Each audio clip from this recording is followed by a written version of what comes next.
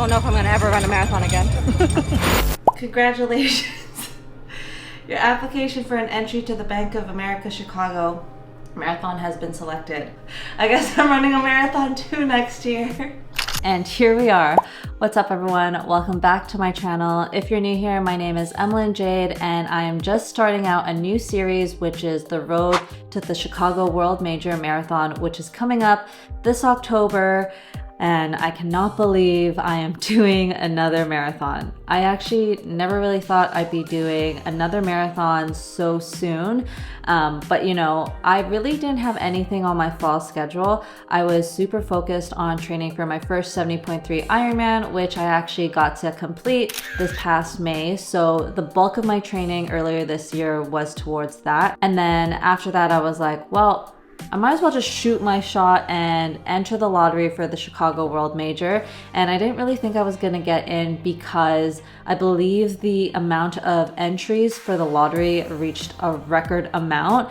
And so I was like, there is no way. But then early December, I got the email and found out I was running Chicago. So today I'm gonna talk about why I'm running another marathon, what's my goal with this race, and what training plan I'm gonna be following, and how I'm just gonna approach this differently compared to my previous training blocks. So let's talk about why I'm running another marathon. So as you saw in the earlier clip, I was like, I don't know if I'm gonna run another marathon. And this all started because late 2022 when I ran my second marathon, and it was also another marathon within that same year. I had ran my first marathon prior to that in May 2022. And so a lot of that year was really just towards marathon training. And by the end of that race in December, I felt so burnt out. I was so relieved to not be running again. And I was like, I'm so done with all that mileage that in 2023, I decided to switch my focus and work on shorter distances. So all of 2023, I was focusing on 5K, 10Ks. I did sprinkle in a half marathon there, but throughout that year, my relationship with running started to take a turn. I got into this like negative headspace. That was the most poorly executed race ever. That's okay though. Good job. Hate running. And I just went into a downward spiral so much that it just became like a toxic relationship with running. It was very similar to the journey that I had when I first started running. And if you haven't seen my other video that talked about my running journey, you can check that out. It'll give more context as to how I started my running journey and just the roller coaster of emotions that I went through, as well as what I went through both mentally and physically. So now you're probably wondering, okay, Em, like, why are you signing up for another marathon if you felt so burnt out and, you know, your relationship with running wasn't the best? I took somewhat of a break from running. I actually decided to change it up with, you know, Ironman 70.3, which was a great distraction. I was still running, sure, but that wasn't like the main focus. But it definitely switched my focus into triathlons and I got to do a lot of different things. So that distracted me from just solely running. But the main reason why I decided to run another marathon, and specifically a world major, was because when I went to the New York City Marathon, which is another world major, I went there as a spectator and oh my goodness, I fell in love with the vibes. It was honestly like a party. And I was told this was essentially the energy of every world major marathon. And I was like, whoa, I actually want to be a part of this, but as a runner. And so that's when I decided, you know what, I'm just going to put in my name into the lottery and just see what happens. Worst comes to worst, I don't get in. Best case scenario, I get in, and look at that. I got in and now I get to enjoy my first world major marathon and just soak in the experience of it all. So this segues into my goal of this marathon.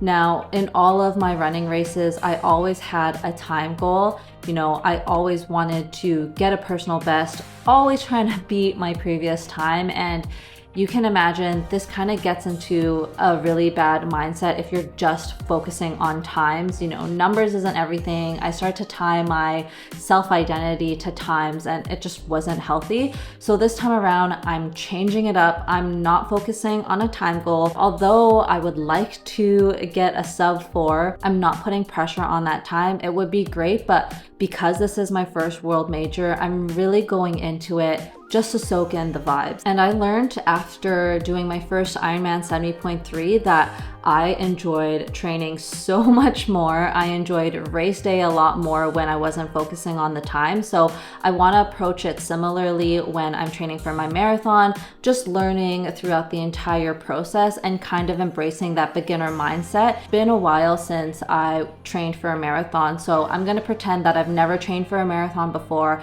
and just kind of take in everything and learn along the way and ultimately enjoy race day. Now, don't get me wrong, I'm obviously still going to be training for a marathon because, you know, going into a marathon with no training and no buildup of a mileage could be pretty bad. And I want to be able to enjoy my time and finish strong. So I'm going to be using the Runner app to guide my training. I've seen Cian use this app and it worked really well with his marathon training that, you know, he got a massive personal best in his marathon. So I'm going to try that out. And this is going to be a very different approach to my training because ever since I started my running journey, I've always had a coach. The only exception was obviously when I was training for Ironman 70.3, I actually relied on a plan, which was the Motive app. This time around, since I'm going to be doing the Runner app, it's going to be the same thing, following the plan week by week with no coach. So it'll be interesting to see the differences between, you know, how I got on with a coach versus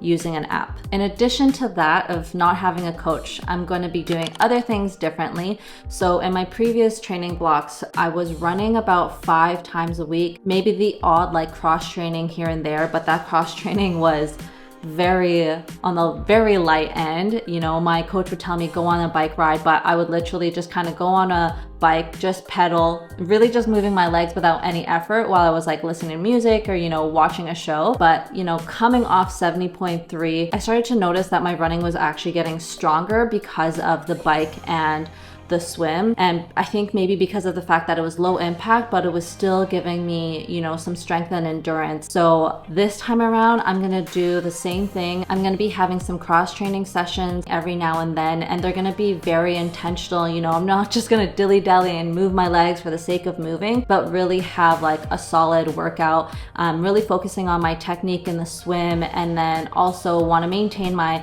you know, stamina and strength with biking. It's obviously not going to be intense. There'll probably be like 1 or 2 sessions. I'll be running about 4 times a week, and then maybe 1 or 2 swim sessions, and then at least 1 bike session. Again, nothing too strenuous, especially because the focus is going to be running, but just having, you know, maybe an easy long ride here and there. But yeah, I also want to keep up my swimming and my biking, not just because it's beneficial to my running, but I mean, let's be real, there's gonna be more triathlons in the future. So although I don't have like a time goal per se, I do have some goals within this training block. And one of my main goals is to stay on top of my strength training at least 2 to 3 times a week. Now, I'm really good at staying on top of this at the beginning of my training block, but as soon as the mileage picks up, the training just goes down, which I do find it's normal for a lot of people, but I'm a very injury prone athlete, and strength training actually helps me so much based on what I've seen in my previous training block. So